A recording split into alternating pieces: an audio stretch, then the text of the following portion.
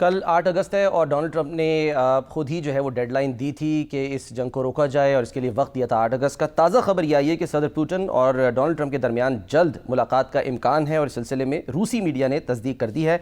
और खबर एजेंसी के मुताबिक रूसी सरकारी चैनल ने ऐलान किया कि सदर पुतिन और अमरीकी सदर डोनाल्ड ट्रंप के दरमियान आला सतह की मुलाकात के लिए मुआहदा तय पा गया है और ये मुलाकात बहुत जल्द होने जा रही है।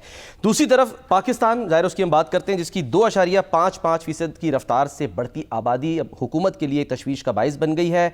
अमेरिका के 19% टैरिफ पर अपने मद्दे मुकाबिल खत्ते के दूसरे ममालिक से मुकाबला जो है वो कितना आसान होगा, मुश्किल होगा, ये आज हम शामी साहब से जानेंगे। क्योंकि आज ये भी खबर आई है कि जी जो हुकूमत है उसने 24 सरकारी इदारों को प्राइवेटाइज़ करने का फ़ैसला किया है। इससे हुकूमत को क्या फ़ायदा होगा, इस पर भी हम आगे चल के बात करेंगे। शामी साहब, सर, 2 मुल्लाओं में मुर्गी हराम होती है, लेकिन 2 व्लादिमीरों में डोनाल्ड ट्रंप की ज़िंदगी हराम हो गई है। नहीं, वो दोनों की ज़िंदगी हराम कर देंगे। अच्छा, वो इस पे लगे हुए हैं, पुतिन और वो लेविंस्की। जी हाँ, ज़ेलेंस्की, व्लादिमीर पुतिन और दूसरी तरफ व्लादिमीर ज़ेलेंस्की। हाँ, यूक्रेन ज़ेलेंस्की जो है, अब जब वो आए थे तो उनका ख्याल था चुटकी बजाते मसला हल हो जाएगा और रूस जो है फौरी तौर पर उनके कहने पर जंग बंद कर देगा। और उन्होंने ज़ेलेंस्की को डांट डपट भी की। जब वो वाइट हाउस आए तो उनकी बेइज्जती भी की। सही। लेकिन फिर जो है जो पुतिन हाथ नहीं आए, उन्होंने जंग बंद नहीं की और नतीजे में अब बड़े अग्रेसिव मूड में आ गए फिर वो। और अब तो उन्होंने इंडिया जो है तो दूसरे ममालिक जो हैं जो तेल खरीद रहे हैं, चाइना को भी आंखें दिखाई हैं, लेकिन इंडिया जो है क्योंकि उससे रूस से सस्ता तेल खरीद रहा है, बल्कि वो तेल खरीद के पर दुनिया में बेच भी रहा है, रिफाइन करके आगे बेच रहा है। सही, रिफाइन करके तो पैसा भी कमा रहा है। अब वो कहते हैं कि ये जो इंडिया है ये तो यूक्रेन की जंग को फाइनेंस कर रहा है।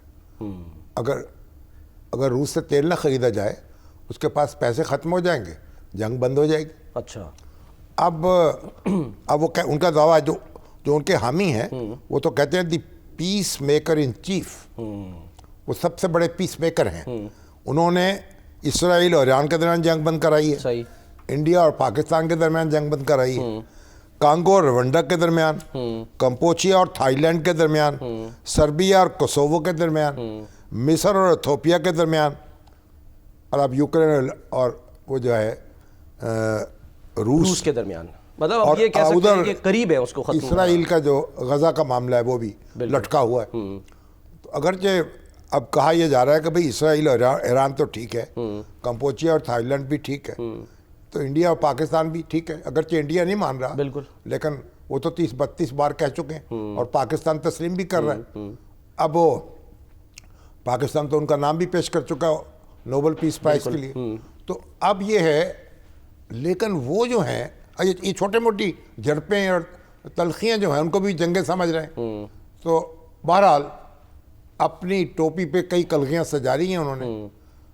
अब इंडिया जो है वो तो गम गुस्सा जो है उसमें उसका दीदी है। अपोजिशन जो है मोदी को जिच कर रही है, मोदी मुंह में घुंगलियाँ डाल के बैठे हैं।